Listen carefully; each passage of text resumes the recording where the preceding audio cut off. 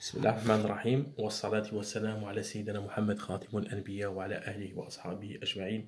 Assalamu alaikum. Quel jour peut-on jeûner? Le jeûne est tantôt louable, tantôt blâmable et tantôt interdit. Il est louable dans les cas suivants. Le jeûne du jour de Arafat, 9e jour de Dhul Hijra, pour ceux qui ne sont pas en pèlerinage. Le prophète sallallahu alayhi wa sallam a dit: une absolution de 2 années, une année antérieure et une année ultérieure est accordée à celui qui jeûne le jour de Arafat, et une absolution d'une année passée à celui qui jeûne le jour de Ashura, le 10e jour de Muharram.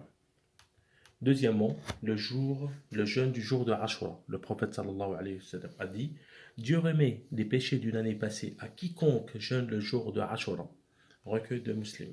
Le prophète sallallahu alayhi wa sallam jeûna ce jour-là et recommanda de le jeûner en disant: si je suis encore vivant l'année prochaine et si Dieu le veut, je jeûnerai aussi le 9e de Muharram. Troisièmement, le jeûne des 6 jours du mois de Shawwal.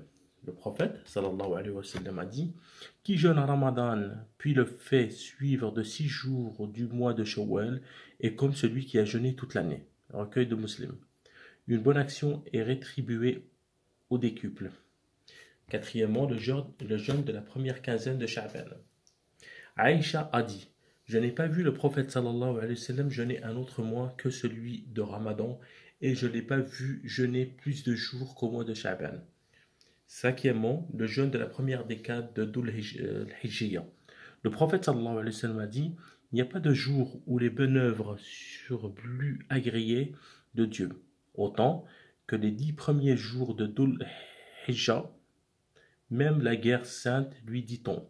Même la guerre sainte, répondit le prophète, sur lui la prière et la paix, sauf dans le cas d'un combattant qui part avec toute sa fortune pour la guerre sainte et qui n'en revient pas. Recueil d'Al-Bukhari.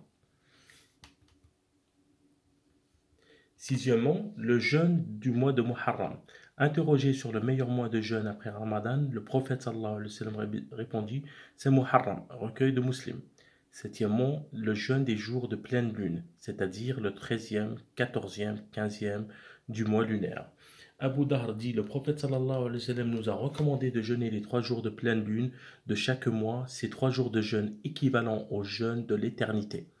Recueil de Nasai. Le jeûne de chaque lundi et jeudi. On rapporte que le prophète sallallahu alayhi wa sallam jeûnait constamment ces 2 jours. Interrogé à ce sujet, il répondit: les œuvres sont soumises à Dieu tous les lundis et jeudis. Le Seigneur pardonne tout musulman ou croyant à l'exception des 2 personnes en discorde. Il dit: ajournez ces 2-là. Recueil d'Ahmed. Neuvièmement, un jour sur 2. Le prophète sallallahu alayhi wa sallam a dit: le jeûne le plus agréé de Dieu est celui de David. La prière la plus agréée de Dieu est celle de David. Il dormait la moitié de la nuit, veillait un tiers, puis se recouchait un 6. Il jeûnait un jour et rompait son jeûne le jour suivant. Recueil d'Al-Bukhari et Muslim. Puis le jeûne pour le célibataire qui n'a pas les moyens de se marier. Le prophète sallallahu alayhi wa sallam a dit: quiconque est capable de se marier, qu'il se marie.